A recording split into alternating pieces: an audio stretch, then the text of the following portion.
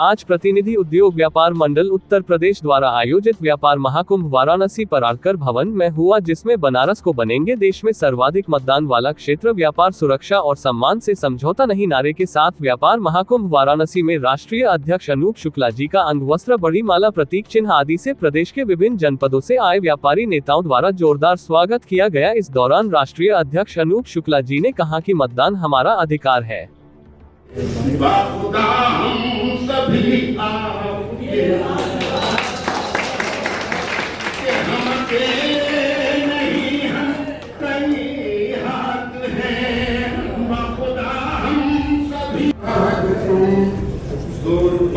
अब आपसे बनारसी बापू लोग अपेक्षा करते हैं, ये बंद देखिए कि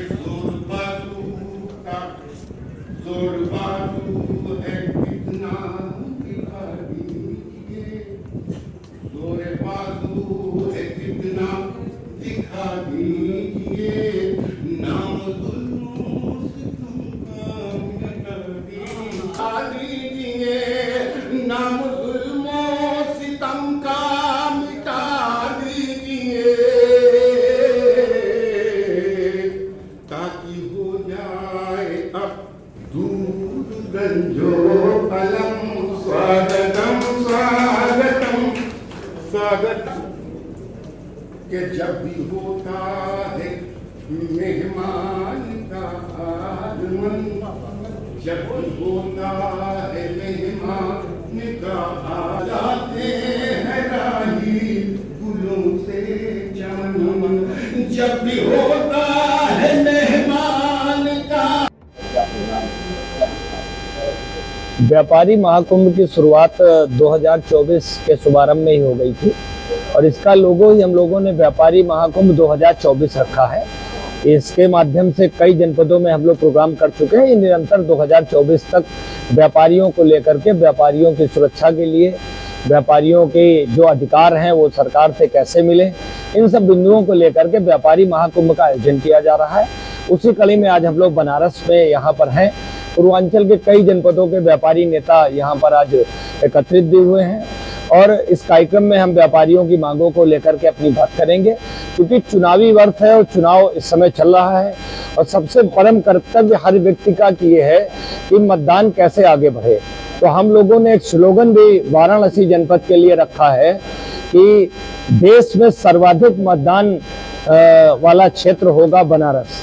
बाबा विश्वनाथ की नगरी है। हम लोग एक एक्सपेरिमेंट प्रयोग भी कर रहे हैं और पूरे प्रदेश भर के जो लोग जहां जहां है इस अभियान को हम लोग चलाया है हम लोगों ने।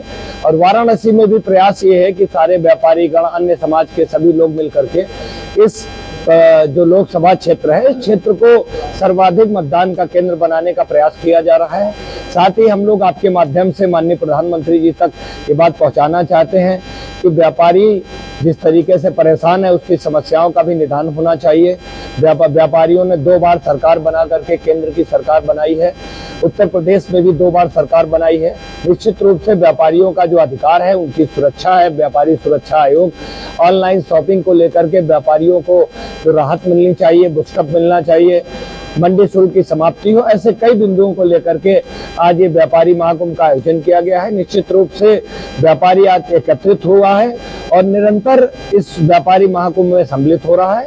सरकार भी जागे और व्यापारियों का अधिकार उनको दे।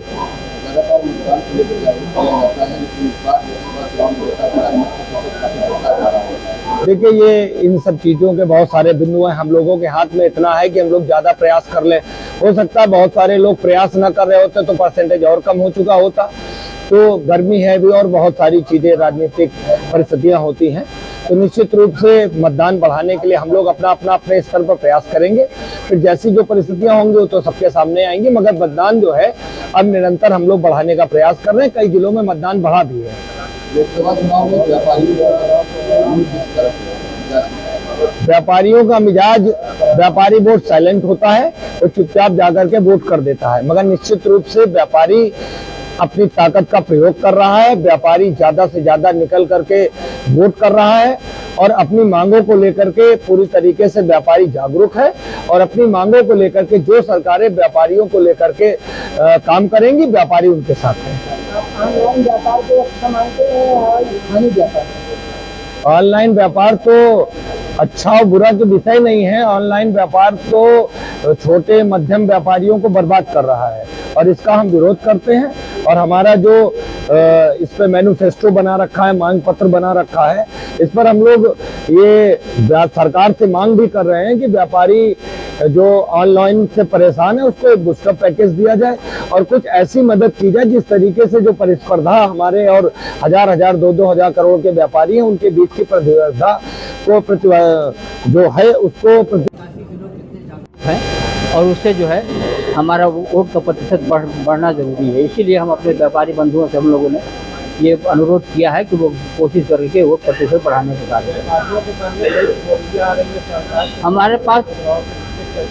हमारे पास तो चुनौती है, एक नहीं आ रही है। हम तो चुनौती में डूबे हुए हैं। हमारी चुनौती इतनी है कि मैं उसको बता नहीं सकता हूँ।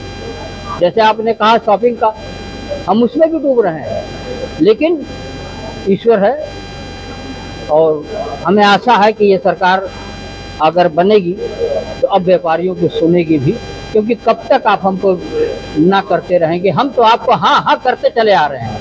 मैं वोट भी दे रहा हूँ, नोट भी दे रहा हूँ। हम आपके प्रति हमेशा जागरूक हूँ और एक न एक दिन आपको जागरूक होना होगा। हम व्यापार बनेगी सरकार या मांग करते हैं बदलाव? नहीं, हम मांग क्यों करेंगे? हम होते कौन है? चुनौतियाँ हमारे लिए है, व्यापारी के लिए। अब सरकार कौन आएगी, पब्लिक ना फैसला करेगी। हम लोगों का मूड हमेशा एक ही साइड में रहता है, दूसरी साइड में नहीं जाता।